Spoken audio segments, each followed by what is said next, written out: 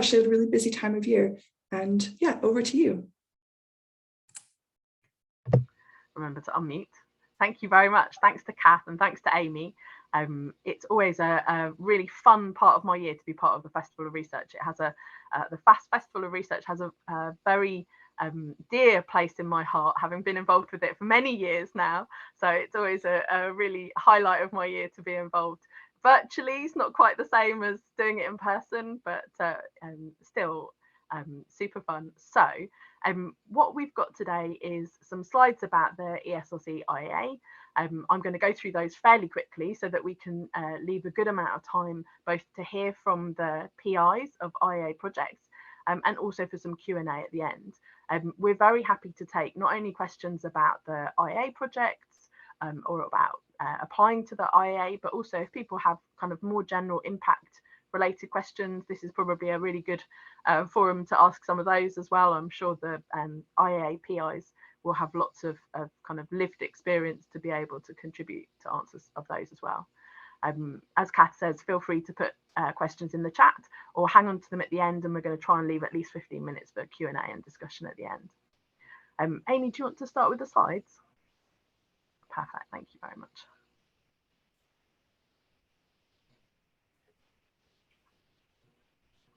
Just wait for those to go into slide view. Brilliant. So if we go on to the first. So this is a brief overview of what we've got for you today. I'm allowing myself about 15 minutes for this. And I know from experience that it's tough to fit in all this content in 15 minutes. So there's a lot of information on the slides. I'm going to rattle through fairly fast, but we will circulate the slides afterwards. And if you have any more questions about this, feel free to either ask them at the end or get in touch for a kind of more specific IAA chat. So if we go on to the next slide, please, Amy. So the first place to start is, what is the ESRC IAA? So IAAs are impact acceleration accounts that are block grants to universities. So we received £900,000 from ESRC over 4 years. We're just towards the end of year 3 of the 4 years of funding. The IAA in this round completes on the 31st of March 2023.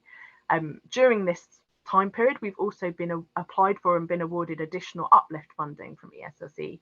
So some of you may have seen or been involved in the Business Boost scheme that we ran last year, and we've just received another £100,000 of funding for the CROSS scheme, which is about commercialising social science, and I'll talk a bit more about that later.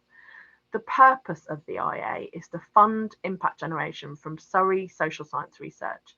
And we also have a remit to improve capacity building and impact skills, and to build visibility of social science research and impact, which links into some of the public engagement work that we do.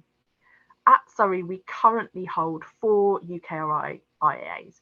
We've got an EPSRC, MRC and STFC, as well as the ESRC IAA. As a university, we recently submitted harmonised IAA applications to UKRI, both to renew the above 3, plus to apply for new IAs for BBSRC and AHRC. So we're still waiting for the outcomes. Obviously for FASS, an AHRC IA would be incredible. So do keep your fingers and toes crossed for us on that one. Interestingly, ESRC wasn't part of that harmonised IA application, and their timeframes are slightly out of alignment. So they will finish a year after the other IAs start. So we're not quite sure what that means in terms for renewal at the end of our ESRC IAA funding. At the moment, we're assuming that we have an end date of March 2023, and obviously we'll be looking for and working towards any opportunities for renewal. But that places a little bit of pressure on making sure that if you want to apply, you should do so sooner rather than later. Okay, next slide, please, Amy. So how can you get involved with the ESRC IA? One of the key ways is to apply for funding. You can see there we've got 3 streams of funding: an impact generation fund, so a budget of about up to 20k, an impact exploration fund with a budget of between 5 and 7.5k, and a rapid response fund, which is short duration projects for up to 2k. Other ways that you can get involved are to attend one of the training workshops that we run, or to present your research at one of our public engagement events. So if we want to go on to the next slide. So far over the 2.5 years that we've been running, we've awarded 25 projects, about £340,000 worth of funding, and we have about £110,000 still in the funding budget. So there's still money there. So I encourage anyone who's thinking about an application to start getting in touch with us. Don't leave it too late. The application process is iterative. We have an initial eligibility chat just to check that you meet the 2 core eligibility criteria that we're restricted by, and you can see those there. It has to be impact activity, not research activity, and it can be multidisciplinary, but the core of it needs to be at least 51% social science. I'm very happy to provide feedback on application drafts, and then once we're happy that it's ready, we submit the applications to the ESRC IA Project Management Board, which meets every other month. Next slide, please, Amy. Perfect. So this is a slide people can come back to. I won't spend too much time on it now, but it just gives some pointers as to what we're looking for an ESRC IAA project. I draw your attention to the fact that projects can be multidisciplinary, and we are also able to tolerate higher risk sort of blue sky projects where there's perhaps less certainty that what you want to try will come off and deliver definite results, but if it does come off, the benefits will be significant. So we can tolerate the risk to give it a try. And there's also some information there about the sorts of things that funding for an IA project can be used for. Pretty much all of the direct costs that relate to the project. We have a cap on equipment spend for them, and the other thing that we don't as a general rule fund is staff time, mainly because if we did that, it would eat up almost all of the budget that we have available, and we feel that it delivers more value to save that budget for the direct costs of the project, but it can be used for RA or PDRA time. Next slide, please, Amy. Perfect. I'm going to skip really quickly through these slides. They just outline some of the capacity building and skills development work that we've done. We've worked with Professor Mark Reed from Fast Track Impact on a couple of workshops. We've had a repeated workshop from the National Coordinating Centre of Public Engagement, who've delivered some training around festival public engagement for us a couple of times. And we've also funded a number of courses from Skillfluence, from some short workshops that we did in our spotlight around public engagement last spring, a 3-week multi-mind challenge for our PGRs in the Business Boost scheme, and a 6-week programme that we did at the end of last year called Future Innovators for staff. Next slide, please, Amy. Thank you. We also deliver training workshops and presentations internally. So we ran a workshop recently at the School of Psychology's Impact Away Day. We've held a sandpit for FASS Impact Leads, which led to supporting the development of a Surrey Impact Leads network, which we're currently facilitating. We're also very happy to come and give presentations about the IA to department or school meetings. And we've also facilitated the delivery of impact-related training from internal sources. And so one of the key examples of that was we worked with Surrey Idea to develop and deliver a series of workshops for the Business Boost programme last year. We're starting to think about what our 2022 programme will be. So look out for information via email and sign up. We've had some really great feedback from the training that we've run so far, and it's all free to Surrey researchers. So a good thing to take advantage of. Next slide, please, Amy. Brilliant. So this is another meaty slide, and again, I'm only going to touch on it briefly because it's the sort of thing you can come back to if you're interested. The ESRC is part of the Knowledge Mobilisers Network, which is used by the Parliamentary Office of Science and Technology and the Knowledge Exchange Unit. And we've also recently facilitated Surrey's membership as part of the university's policy engagement network. What this means is we're now part of these groups that share opportunities to be able to engage with policymakers, to be able to contribute evidence. We're looking at ways, so we're currently looking at using the Impact Leads network as one way to share these types of opportunities. If you are interested in being kept informed about policy engagement opportunities relating to your research area, do let us know.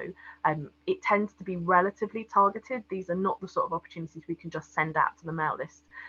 So if you're interested, let people know that, and then we can make sure that you're in the loop. Next slide, please, Amy. So a recent topic that is really growing and building in kind of importance and external significance is social science commercialisation. So Surrey has recently joined as an associate member of the Aspect network. I've put the webpage link in there. Aspect is a collaborative network of organisations, predominantly universities but not exclusively, that are looking at pooling knowledge and best practice around commercialising social science research. It's led by LSE, and it's also connected to Zinc, which is a venture programme. In the first phase, which ran from 2018 to 21, they really laid out the foundations of what that programme would look like. And they've recently got another 2 years of funding from Research England. So now they're looking to iterate and scale, and there are a lot of opportunities for both Surrey as an institution and for researchers and professional services staff to get involved with this. Next slide, please, Amy. So there's a number of really interesting projects that have been confirmed for Aspects Phase 2. One is the ARC Accelerator. It's basically a catapult programme where social science researchers get a lot of training and support to progress developing their research into a commercial opportunity. That ran, the last call for that came out October 2021. It will run again in September 2023, and we'll be doing some work about identifying people who might be interested and how to support people to be ready for that kind of opportunity. Two other projects which I think could be of interest to people at Surrey are Methods for Change and the Zinc Venture Builder. I'd really encourage you to have a look at the links there. Also have a poke around the Aspect website. There's a huge amount of information there, lots of information and opportunities. We'll also be sharing those that come through. We've got an Aspect working group from the professional services staff that are involved in supporting this. So we're looking to continue to build that in this next year. So next slide, please, Amy. So I mentioned cross-funding. We were recently successful with an application for some additional uplift funding from ESRC for the Commercialising Research Out of Social Sciences project. This is part of ESRC's attempt to help institutions be ready for the funding that is likely to be coming from government and other sources around commercialising social science. So we're going to receive an additional 100k over the remaining months of the IA funding to deliver a programme of work around this. We're recruiting at the moment a FASS Social Sciences Commercialisation Officer. I think the deadline is the 30th. So if you know anyone you think would be perfect for this, give them a nudge to apply. We're hoping that that role will transition into a FASS tech transfer position. Currently, there are tech transfer officers for the other two faculties, but not for FASS. And we're hoping that this role can really develop the pipeline and demonstrate that there's a business case for having a FASS tech transfer officer. Next slide, please, Amy. And then finally, a bit about FOSS. I'm sure many of you know about the Festival of Social Science already or have been involved. We did a digital first in 2020. 2021 was that we had a couple of face-to-face events, but mostly either online or hybrid. We also had for the first time a month of FOSS events, which I think was quite a challenge. I'm not sure that it will be a month again. But we also, from the 1st to the 12th of October, we aligned with COP26 and themes of climate change and the environment. We had a Surrey first delivering 21 events last year in FOSS, and you can see the presenters came from right across the university. Almost all these events were really collaborative, and there were co-presenters from industry, policy, charities, other academics globally, not just in the UK. It really demonstrated the kind of collaborative and multidisciplinary nature of Surrey's research. Next slide, please, Amy. In May last year, we also ran a series of workshops for Surrey researchers as part of this spotlight on public engagement. And you can see there are some descriptions of the sorts of things we did. We're looking at doing that again this year. So if you're interested, do let us know. If we know that there's demand, we're more likely to repeat it. There's also a huge amount of support from the IA team for delivering the FASS events, help with setting up Eventbrite pages, writing marketing copy and promoting the events. We also have a small pot of funding. In 2021, because we had a larger number of events and most of them were online, the budget ended up being about £500 per event. So it's not huge, but enough to be able to provide some financial support. And I've given some pointers about why you might want to take part in FASS activity. I think the one that I would highlight is we've increasingly seen, to our surprise, but also great pleasure, people who've done FASS events and then been able to use this to either develop funding grant applications or to connect with research stakeholders and collaborators in ways that they wouldn't have been able to otherwise. So, these public engagement events have a direct contribution and a value to your research, as well as being, useful in terms of developing your skills. Next slide, please, Amy. So we're expecting FASS to run again in November this year, and the call will be open to any social science researchers from across the whole university. And again, we're open to multidisciplinarity, so they can be collaborative with non-social science researchers. As usual, we'll open a call for expressions of interest, probably May, June time this year. And we just ask for a brief outline of what you want to do in terms of your event and a rough outline of what budget you're requesting. If demand for funds is high, we'll have to make selections about funding on a competitive basis. So far, that hasn't been necessary, but keep an eye out for the launch email if you'd like to be involved. Next slide, please, Amy. And then finally, this is just a rundown of the places that we're active in terms of digital comms. So we have a Twitter account. We also have a YouTube channel where we put the recordings from IAA and FASS events. And there's a very detailed set of IAA web pages, which has pages for each of our funded projects, information about how to apply to the IAA, about FASS activity and training events and so on.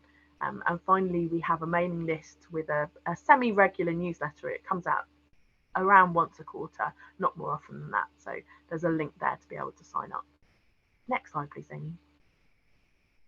Brilliant. So now we're moving into the really interesting part of this presentation, which is we're going to hear from the PIs of 4 of our IAA funded projects. And we're going to start with hearing from Paul Hodkinson and Ranjana Das from sociology. Paul, I'm hoping. Thanks very much, Tamsin. I'm just going to, because Ranjana couldn't make it today and she was keen to take part. So what we've done is we've sort of pre-recorded this, but then I can sort of obviously answer any questions if there are any afterwards. Equally, this might not work, in which case I'll just sort of talk through the slides anyway. So I'm just going to try and share my screen and see if this is going to work for me. Fingers crossed. And I just need to also share my computer sound. We can see your screen. So I'm just going to play it for 2 seconds and then I'm going to check whether you can hear it. Perfect. Hi, everybody. And we are really happy to be here. Is that coming through? Yeah, we can hear Okay, that. cool. I'm going to put it onto full screen so I won't be able to see you. So if it goes wrong, shout at me or something. Okay, we will do. Okay. Thanks, Paul. Here today presenting some reflections on the end of our ESRC Impact Acceleration Award. And we are still sort of in the evaluation phase where we are collecting lots of views on how how the things we designed are working out in practice. But what we wanted to do today is present a few insights on the things we've produced in partnership with the Institute of Health Visiting and the National Childbirth Trust with the IAA Award, and also some of the ways in which we've been trying to collect impact. So just very briefly, and we don't have much time for this at all today, this project, this IAA award, was based on projects that had been completed on new parents and mental health in a variety of ways. Some of it was funded by the University of Surrey, some of it was funded by the British Academy, some by the Wellcome Trust. But largely, the projects were about British South Asian mums and their experiences of mental health difficulties. And this project had data about that was quite specific in terms of cultural context, in terms of mothers feeling monitored and not being able to speak out, and also not being able to connect to healthcare providers in terms of cultural roadblocks. Then there was a project on new fathers, which dealt with mental health and digital technologies in particular.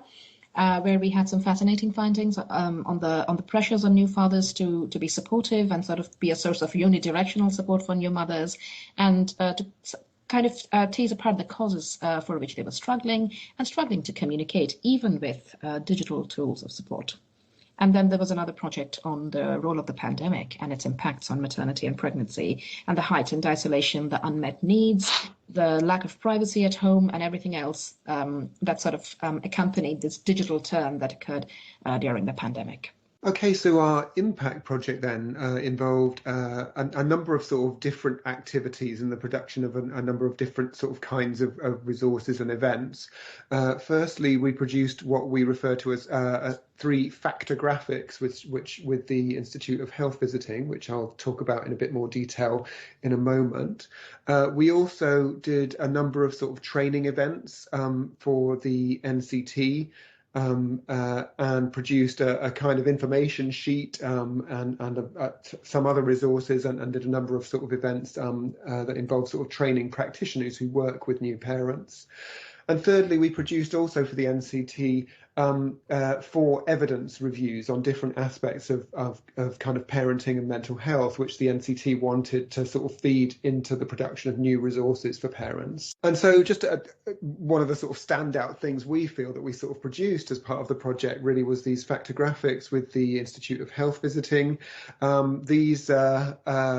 There are 3 of these, one on particularly oriented to sort of migrant mothers, particularly from South Asian communities, one that's focused specifically on becoming a parent during COVID-19 and the particular pressures that brings, and one focused particularly on new fathers and aiming to sort of produce a sort of specific resource for new fathers in relation to the particular issues that they might face when they become a new parent. And they're kind of online clickable resources. We're not going to sort of show you the full clicky version here because of time, but you can sort of see that each has a sort of number of panels with sort of images which reflect research findings from our research, and you can click the panels and then text comes up, or in some cases videos from people who have had particular experiences come up, or videos from health visitors about how people can seek support. And also on the support panel, there are a list of sort of web links to sort of help send people to sort of helpful places where they could seek support. So we're hoping that these will be a quite significant intervention to help health visitors in their interactions with parents, and a range of other practitioners in their interactions with parents, hopefully. Okay, so that was quite a whirlwind tour of the research underlying the IAA award and the products and services that we designed with our partners.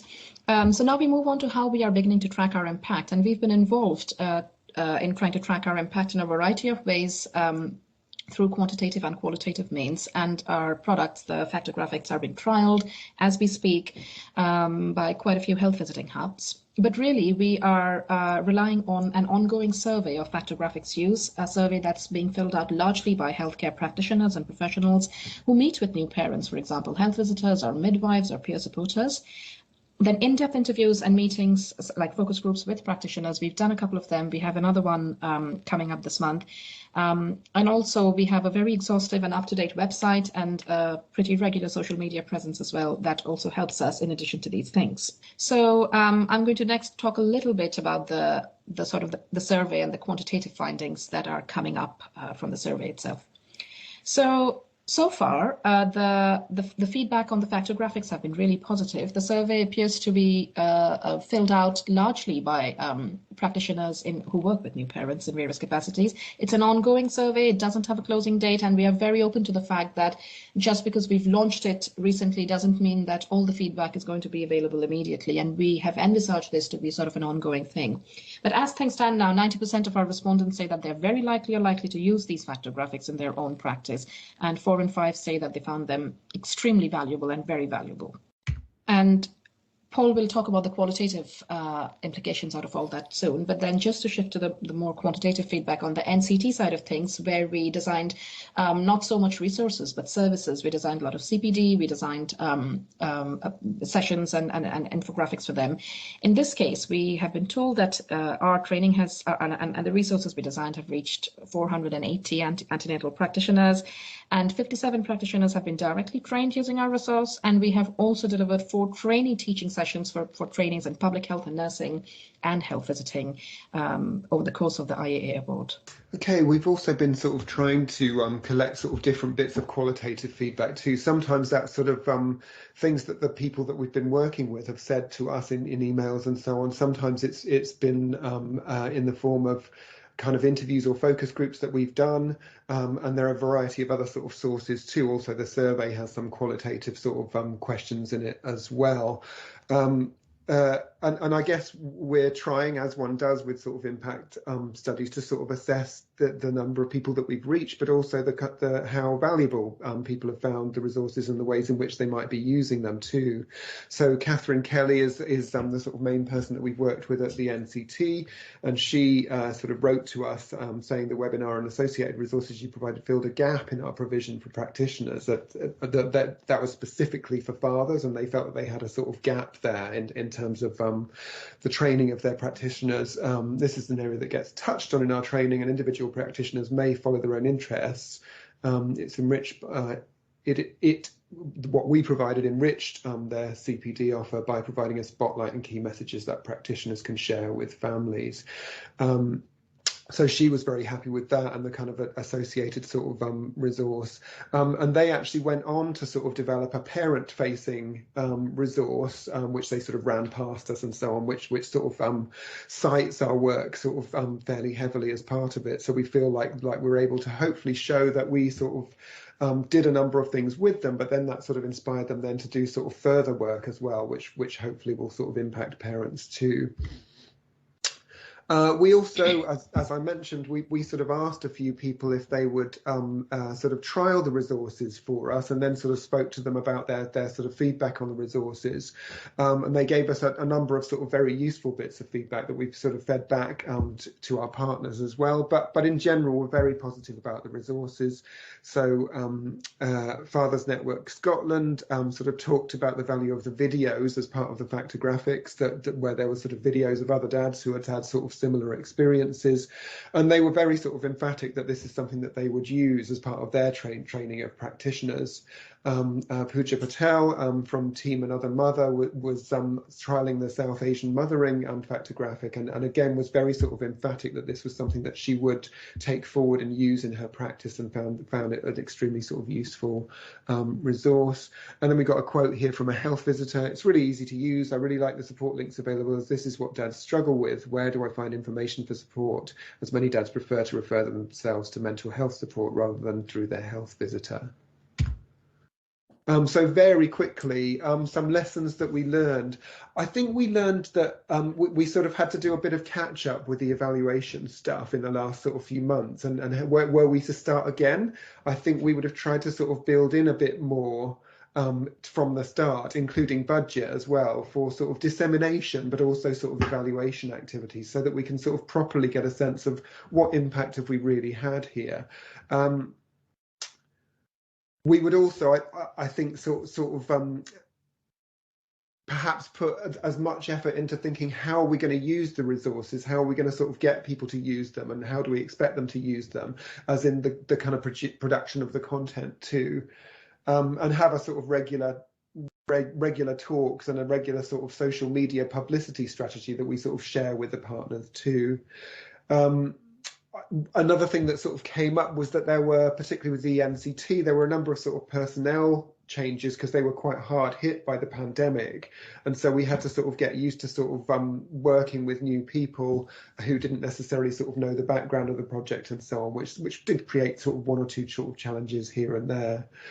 And perhaps a final thing, just to sort of note that this is sort of all hard work. It's extremely fulfilling, and I think we're sort of both extremely proud of the work that we've done here. But it was hard work, lots of sort of management of sort of relationships with different partners and so on. And so it's very important to sort of keep yourselves okay and support each other and so on. Thanks very much. Brilliant, Paul. Thank you. I think hopefully that worked.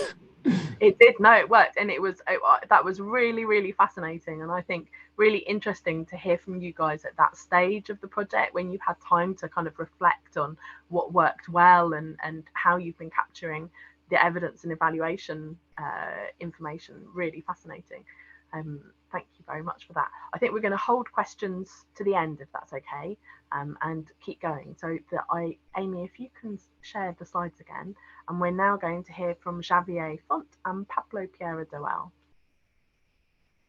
Thanks, Tamsin. In fact, first, we're going to do this in two stages. First, Pablo is going to talk about the research that we did, and then I'm going to follow in, to very specifically talk about. So, Pablo. Oh, Xavier, we lost you there for a little minute, but we're just moving forward to your slides. The sound cut out for a second, so hopefully that's not indicative. Here we go. Pablo will start with the first couple of slides, talk about the research that we've done, and then I'll follow on by talking about the changes we've achieved by working with partners based on that. Pablo. Good, thank you. So this project is about behavioral change interventions through the use of smart technology and persuasive communications applied in the private context of showers. So the project started about 4 years ago as part of my own PhD, and was initially developed in partnership with several industry partners from the tourism sector. I will briefly introduce now the findings from those initial experiments that led to the IAA project. So first, I will introduce the smart water saving technology that we used. It was developed by a Danish company called Aguardio. And the initial version of this technology, the Aguardio G1 model that you can see on the screen, was formed by two units, a sensor and a display. The sensor unit detects showers through different sensors: movement, water frequency, temperature, and humidity. When a shower is detected, a timer is shown in the display unit in real time, so the user can check how long they've been showering for. We tested the effect on shower duration of having the smart technology installed in the shower cubicle, in addition to several persuasive messages appealing to personal values and also accounting for the level of effort needed to engage in the particular behavior, which is to have a shorter shower. So this experiment was done in 7 different types of tourism accommodations from Denmark, Spain, the UK, and the US. So we found that the effect of having Aguardio, in addition to a message appealing to selfless values and requiring a high effort engagement, in this case, showering in less than 3 minutes, 30 seconds, achieved the best results, with showers an average of 64 seconds shorter, or 21% compared to the control room. Next slide, please. As a result of our experiment, a new, simpler technology version was developed, the Aguardio G2 model. And here is where the IAA project starts, with a focus on impact generation. The initial objective of the IAA was to deploy Aguardio, the new version, in the hospitality sector. However, because of the COVID situation at that time, we had to change plans. So we changed the focus to student accommodations, both at universities and private companies, and also water utility companies. So to start, we wanted to get evidence of the effectiveness of the technology in the new context. So we developed a pilot experiment in halls of residence here at Surrey, where we installed around 90 devices in addition to some persuasive messages. Once again, we found that having the device installed in addition to a message appealing to selfless values led to the shorter showers, achieving a reduction of 156 seconds or 25% compared to the control rooms. Next slide, and Xavier.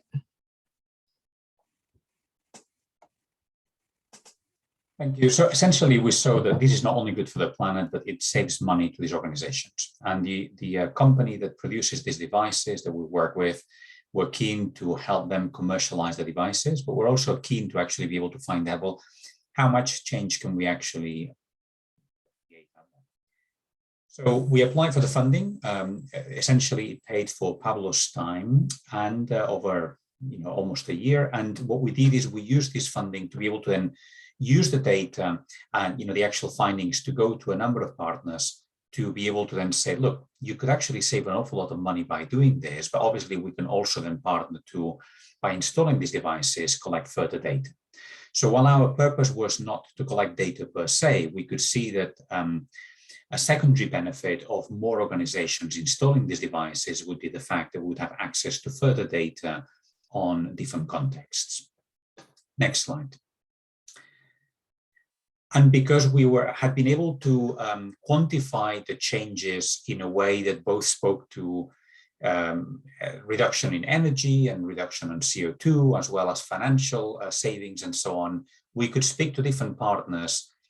One of the first things we had to do with Pablo is to figure out what is it that each partner wants, what is their agenda, and how do we present our results based on their own priorities.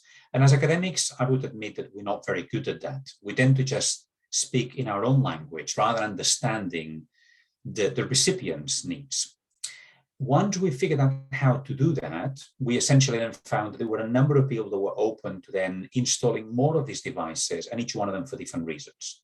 So for example, the university itself, we've now installed 600 devices across essentially every halls of residence that has got shared showers, but then also a sample of about 100 en-suite rooms, because we found that there was a very large saving as a result of this.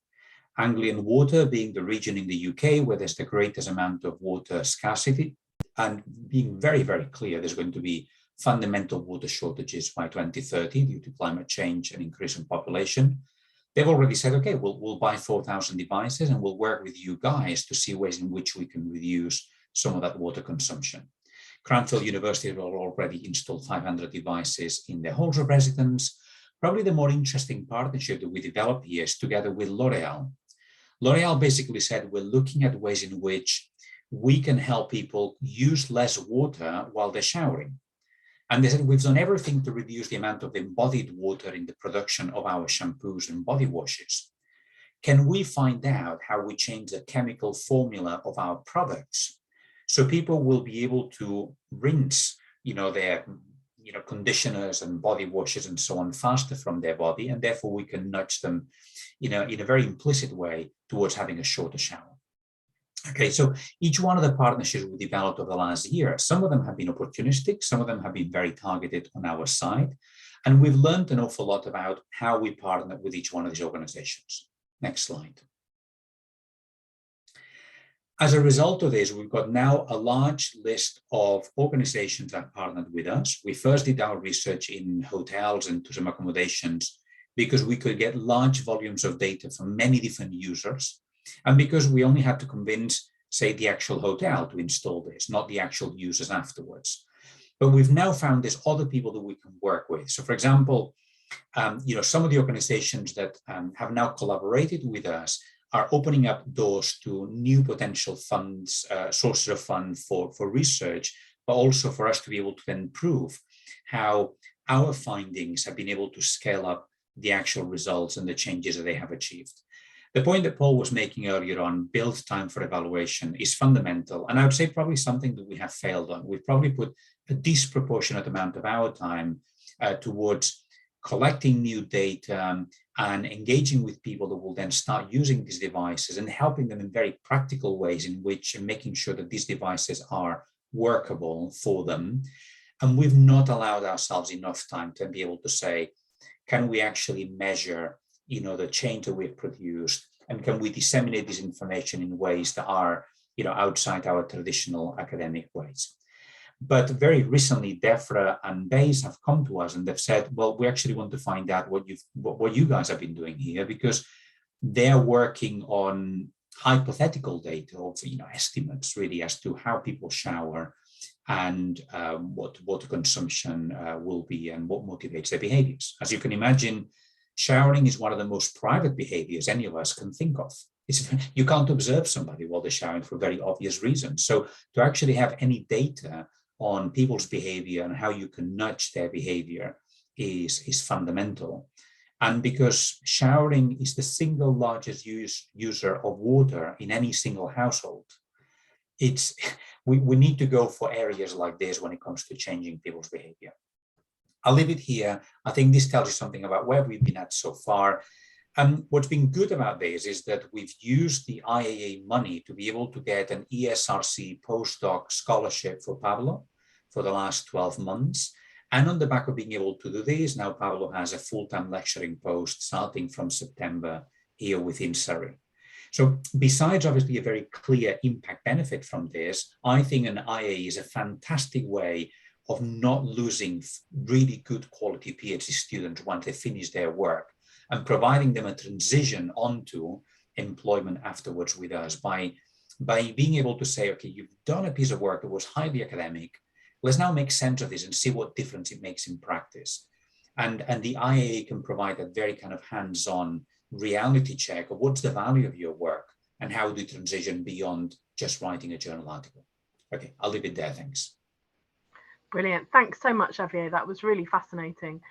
I would challenge your statement that you failed. I think nothing about that project could be described as a failure, but I think we've all learned a huge amount, you know, from this first wave of IA projects.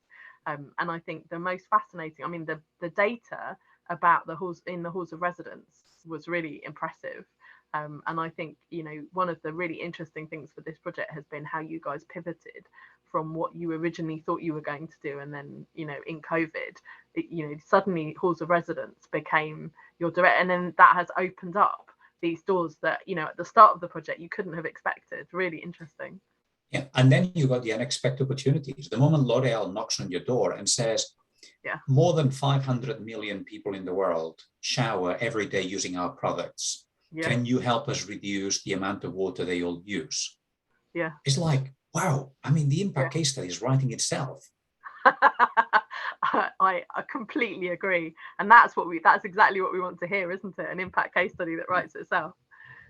Thank you so much. Okay, we're now going to hear from Holger Breinlich from the School of Economics. Holger, you're going to share your own slides, aren't you?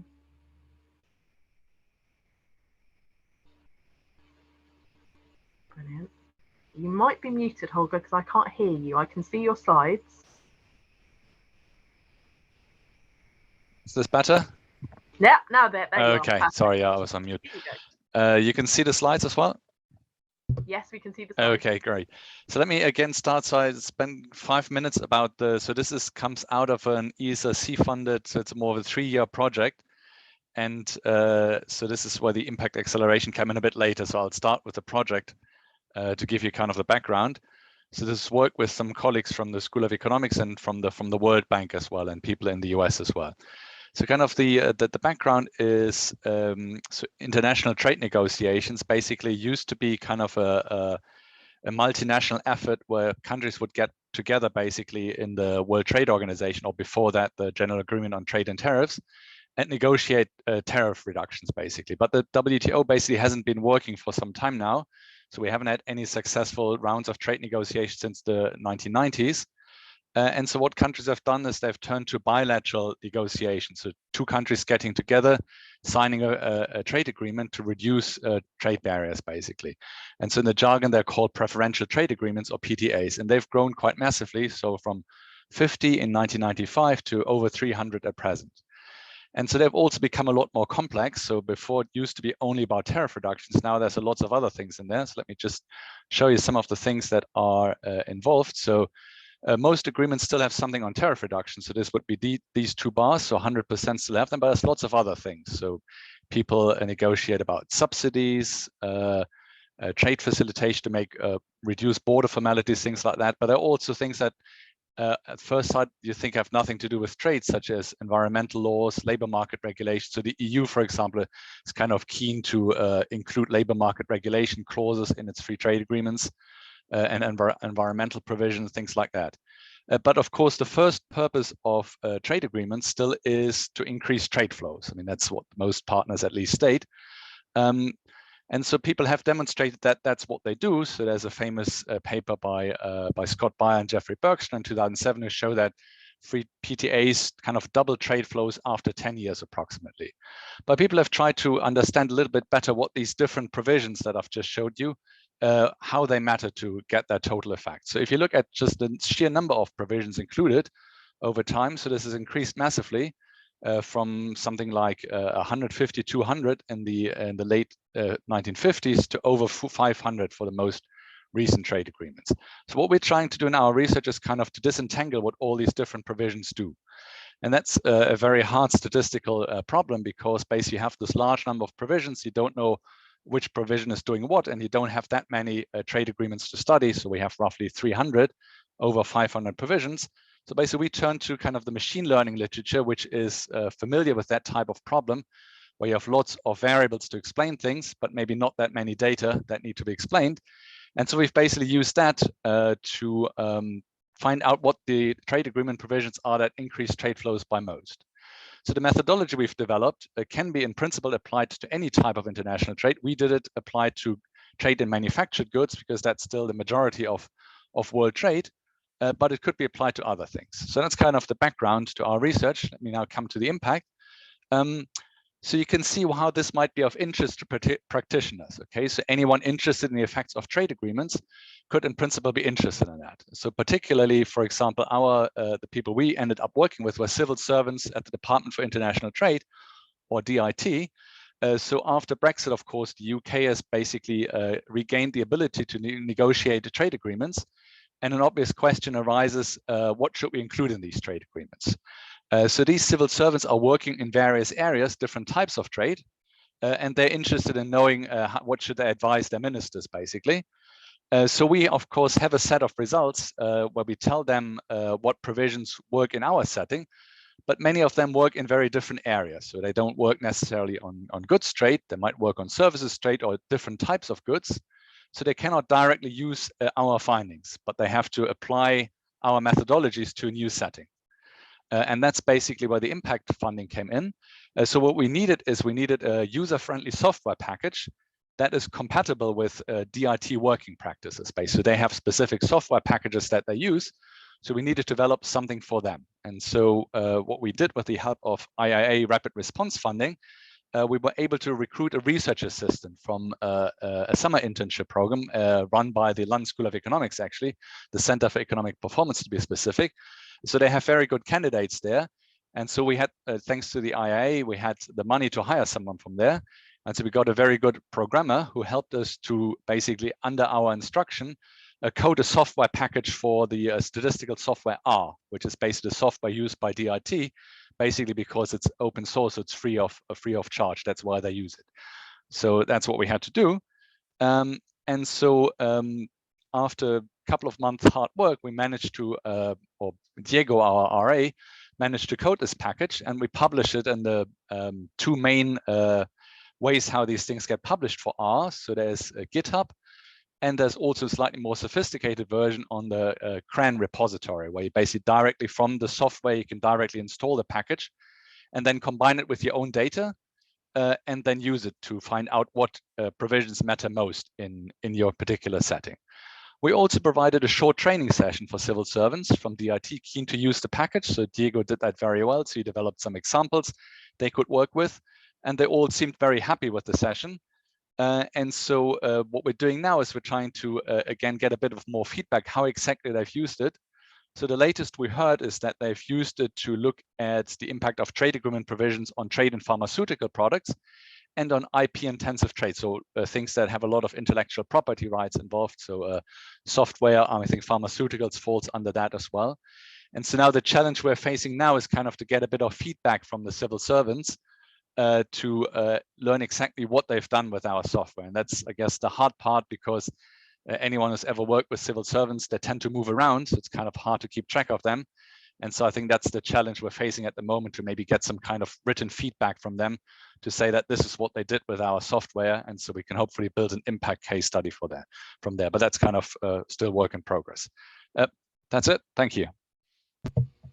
Thank you so much, Holger. That was really fascinating.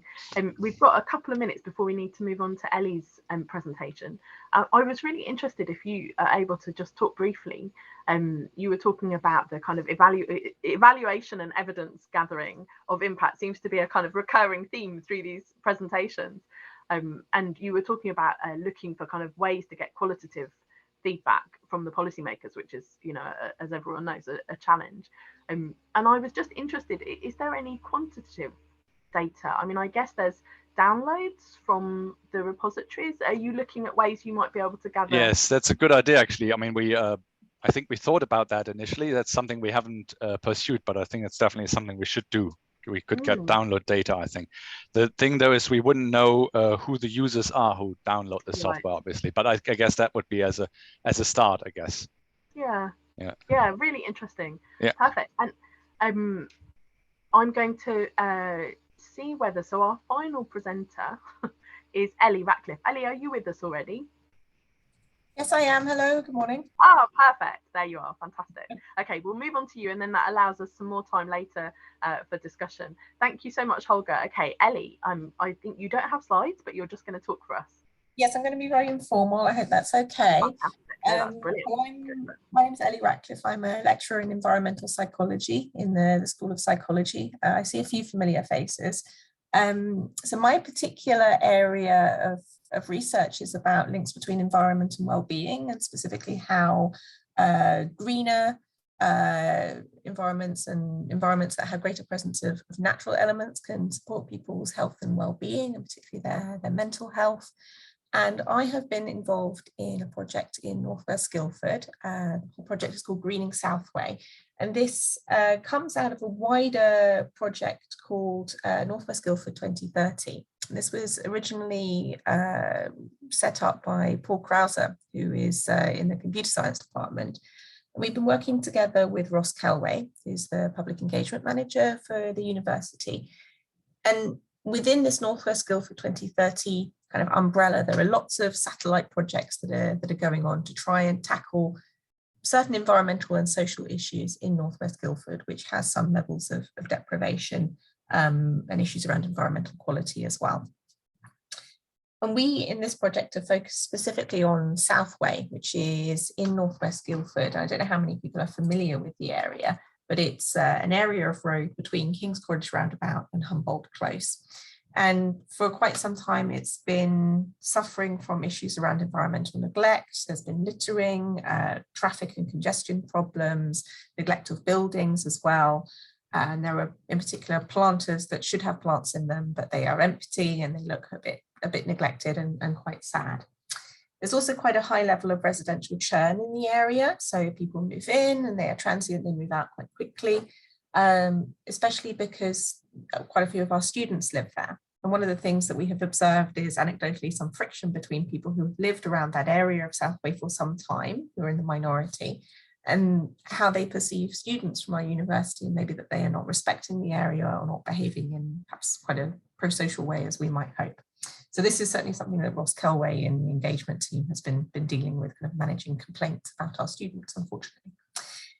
So that's a bit of background to the project. And last year, or well, nearly 2 years ago now, because time has kind of stretched a bit with the pandemic, we initially got some funding from the Surrey Living Lab to support some qualitative work in exploring residents' perceptions and feelings around the environmental issues in the area. And then we actually got some additional funding through the IAA to further support that collection of data. So that allowed us to keep on our research assistant, Alina Hussain, and she's now gone on to work with wider projects we're doing in psychology and across other departments. But her role really was to conduct interviews with key residents or stakeholders in the area to understand how they felt about Southway, and what potential improvements they would like to see to address some of the issues that we had identified, and also how these issues in the area affected their health and well-being, so how they felt in themselves. And she did a great amount of work with these interviews, conducted qualitative analysis on them. And through the findings of those interviews, we were able to apply for further funding. We now have, I think it was £29,000 to continue the project this year. So this was from the Higher Education and Innovation Fund. Now, Alina, our research assistant, she's moved on to a different position, but we've now been able to recruit Kit Tapson, who's a postdoctoral researcher, and she will be with our project for the next 12 months, working part-time. And in this phase of the project, what we're doing is tackling what we found in the first phase, the IAA supported phase, was really, I think, the root of some of the issues was kind of lack of community ownership over the area and empowerment. We realized from that IAA work, it was probably not going to be beneficial for us to just go and do an intervention in the area. We really wanted to make changes in the area that would be self-sustaining and long-lasting. And we realized the way to do that was to develop more empowerment and ownership amongst the people who live in Southway. So that's really the phase of the project that we're working on now. And in that new phase of the project, our researcher Kit is going to develop a network of key community figures or sort of champions who have motivation, who have interest in trying to make the area better and get people more involved in it. What we're hoping for is a kind of a snowball effect. So she will reach key people who will then talk to other people and be kind of champions for how can we as a community make this area better. And she's currently speaking to perhaps populations we hadn't even considered talking to. So going through church communities, for example, trying to tackle minority groups, or also to speak to members of the LGBTQ community. So she's really doing great work in kind of tapping different areas of the community we hadn't thought of. Based on developing that network, we are then going to produce a set of community events and workshops, which will be an opportunity for us to showcase some of the projects we've got going on at the university. So living lab projects, master's student dissertation projects that use Southway as a test bed and experimental site, and to use those as an opportunity to get the community excited in what is going on in the university, how we can better partner together. And the final stage of the work that we'll be doing towards the last or the second half of the year and into kind of the autumn and winter of 2022 is helping the community to develop an application to Your Fund Surrey, so they can fund physical interventions in the community that have to be led by people from the community. So it's not something that we at the university can just apply for money for and do to the environment. All of the work we've been doing to this point and into the first half of this year is getting the community into a position where they can make meaningful change in the environment for themselves. And along the way, we're kind of doing little mini projects to show them what could be done and how they could make changes in the environment and then scale that up. So I think that's a very brief and informal overview of what we have been doing and then what we're doing now and hopefully where we're going in the future. I hope that's a reasonable enough overview. If there are any questions or if you'd like me to elaborate further, I'm very happy to do that. No, that's brilliant, Ellie. I think it's really fascinating, in common with a couple of the other projects, just really spelling out how, this is not just a kind of one and done, impact really is a trajectory, multiple pots of funding and a progress that grows over time. Are you able to talk just very briefly, picking up on the evidence and evaluation theme that other people have talked about, because I'm particularly interested in the way that this project has kind of moved towards a kind of citizen science approach. And I love this idea of the kind of community champions, I think, and how that promotes a different type of engagement and kind of longevity of effect. And I was wondering whether you had any plans to kind of draw on that in the evidencing and evaluating side of demonstrating the impact that these interventions have had. Yeah, so we plan to collect data alongside all of the activities that we're doing. And I suppose a very simple metric is the size of attendance at our stakeholder groups. So we started from quite a small group and now we've got more people coming and also from more diverse areas of the community as well. So it was just a bunch of us academics and then some people we knew from the council. And then we managed to get student representatives involved. And now Kit, our researcher, is working on getting more people from wider areas of the community involved in our stakeholder group. So I think that's a very simple measure of the reach that we're having into the community.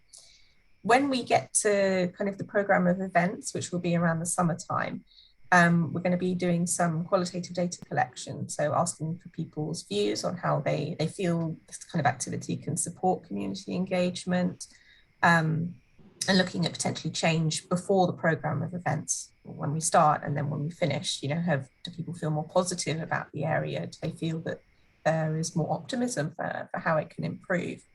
And I think the final measure will really be, do we manage to get the community to submit this application for your funds Surrey? And what does it look like qualitatively? You know, does it bear relation to the things we thought we should design at the front end, or have we come up with something completely different? Which could be a very interesting outcome, could be something we have not yet thought of, but we won't know until we get there. Yeah. No, really interesting, fascinating. Thank you so much, Ellie, and thank you all the presenters. That was just really illuminating snapshots in some really fascinating projects. We've got a nice chunk of time at the end, so I'm going to throw it open now to questions from the floor. We can, if people would prefer us to stop recording as they ask their questions, we can do that.